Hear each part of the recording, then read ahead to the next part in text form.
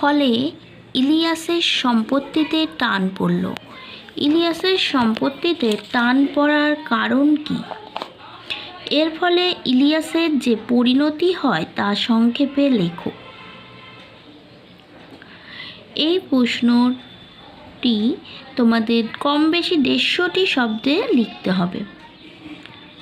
তো এই যে প্রশ্নটা দেখছো, এটা অথবাতে আর একটাতে পড়ে, সেটা দেখো।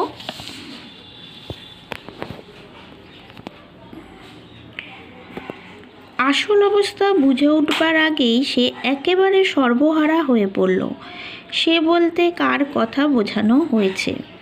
সে কিভাবে সর্বহারা হলো? তারপর তার কি হলো? এই যে প্রশ্নটি, এর উত্তরটা কি লিখবে দেখে নাও। সের পরিচয়। লিও তলস্তয় রচিত ইলিয়াস গল্পের উদ্ধৃতাংশে সে বলতে কেন্দ্রীয় চরিত্র ইলিয়াসের কথা বলা হয়েছে। এবার তার সর্বহারায় পরিণতি হওয়া।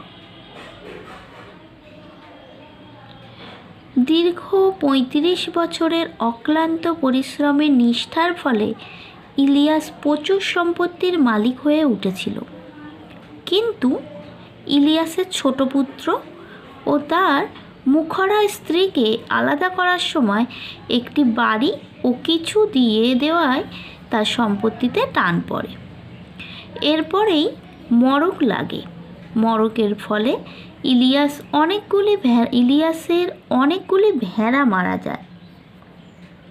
তার উপর আবার দুর্ভিক্ষের ফলে খাদ্যের অভাব, অনেক গরু মোষ মারা যায়। কিরপিচরা তার ভালো ঘোড়াগুলি চুরি করে নিয়ে যায়।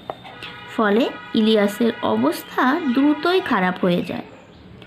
70 বছরের বৃদ্ধ ইলিয়াস পরিস্থিতি সামাল দেওয়ার জন্য তার পশমের কোট, কম্বল, ঘোড়ার জিন, তাঁবু এবং অবশিষ্ট গৃহপালিত পশুগুলোও বিক্রি করে দেয়। কিন্তু তাতেও তার দুর্দশা চরমে পৌঁছায়। এইভাবে সে ধীরে ধীরে সর্বহারা হয়ে পড়ে। এবার সে যে সর্বহারা হয়ে গেল, এর পরিণতি কি হয়েছিল সেই প্রশ্ন উত্তরটা দেখতে পাচ্ছ। এখানে পরিণতি বলে পয়েন্টস করে লেখা আছে। বৃদ্ধ বয়সের স্ত্রী শামসেমাগিকে নিয়ে ইলিয়াস এক অপরিচিত ব্যক্তির বাড়িতে কাজ করে দিন কাটাতে থাকে।